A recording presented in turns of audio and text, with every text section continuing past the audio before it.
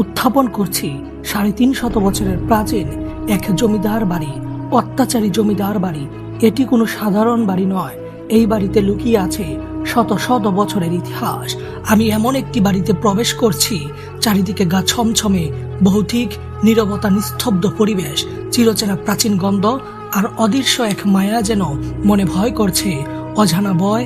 এটি সেই অত্যাচারী জমিদার বাড়ি, যে জমিদার বাড়ির সামনে দিয়ে কেউ জুতা পায়ে প্রচণ্ড রোদ অথবা বৃষ্টিতে ছাতা মাথায় ব্যবহার করতে পারতেন না। কেবল জমিদার পরিবারের সদস্যরাই ব্যবহার করতে পারতেন। জমিদারদের আদেশ অমান্যকারীকে দেওয়া হতো শাস্তি। জমিদার এতটাই অত্যাচারী ছিলেন, সঠিক সময় খাজনা শোধ দিতে না পারলে মানুষদেরকে ধরে নিয়ে জমিদার বাড়ির কারাগারে বন্দি করে অত্যাচার করা হতো, জমি দখল করা হতো।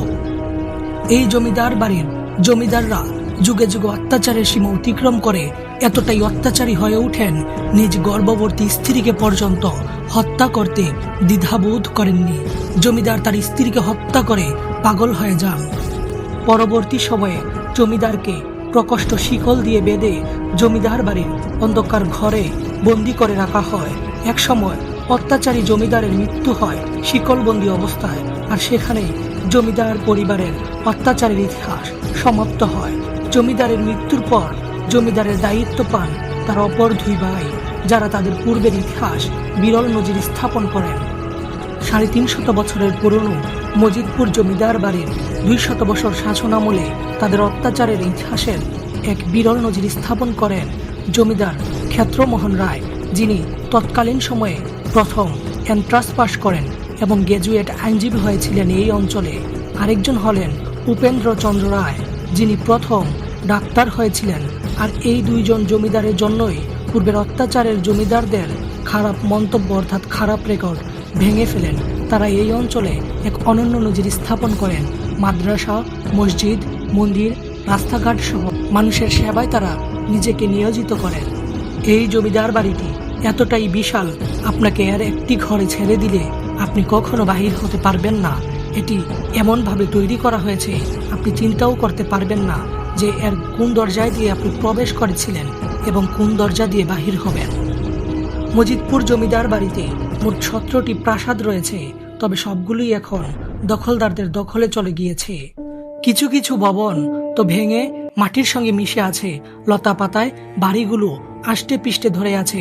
অযত্ন অবহেলায় ধ্বংসের পথে শত শত বছরের প্রাচীন মজিদপুর জমিদার বাড়িটি একটা সময় যে জমিদার বাড়ির ভেতর সুগন্ধি আর রং বেরঙের আলোর জলকানিতে জলমল করত, সে বাড়িতে আজ হারিকেন জ্বালানোর মতো কেউ নেই।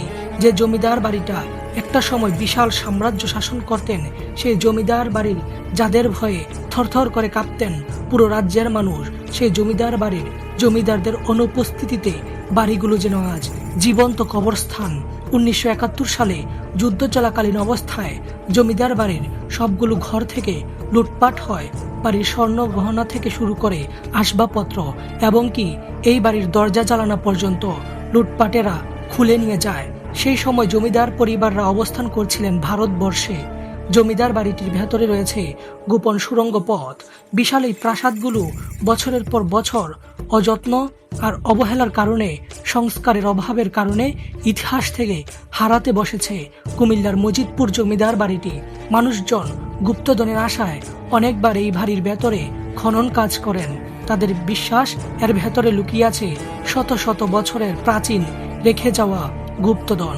প্রাচীন স্থাপনাগুলো না দেখলে বুঝতেই পারবেন না সরকারি কর্মকর্তারা কাজে কতটা অমনোযোগী। গণপ্রজাতন্ত্রী বাংলাদেশ সরকার কর্তৃক ইতিহাস সংরক্ষণের জন্য প্রত্নতাত্ত্বিক অধিদপ্তরকে যে কাজ দিয়েছিল, তা যদি তারা সঠিক সময় সঠিকভাবে করত, তাহলে হয়তো ইতিহাস এভাবে চোখের সামনে নষ্ট হয়ে যেত না। দর্শক, ইতিহাস কখনো হারায় না, ইতিহাস বলে আবারও ফিরব।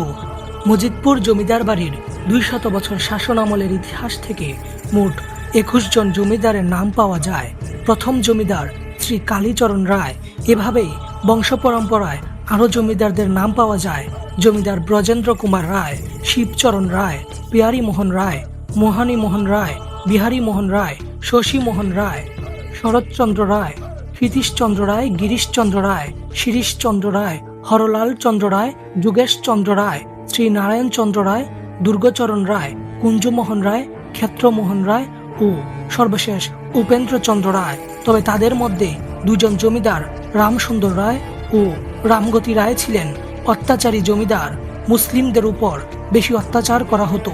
শুধু তাই নয়, আরেক জমিদার শিরিশচন্দ্র রায়, যিনি এতটাই অত্যাচারী আর হিংস্র হয়ে উঠেছিলেন যে তার গর্ভবতী স্ত্রীকে পর্যন্ত হত্যা করে পাগল হয়ে যান।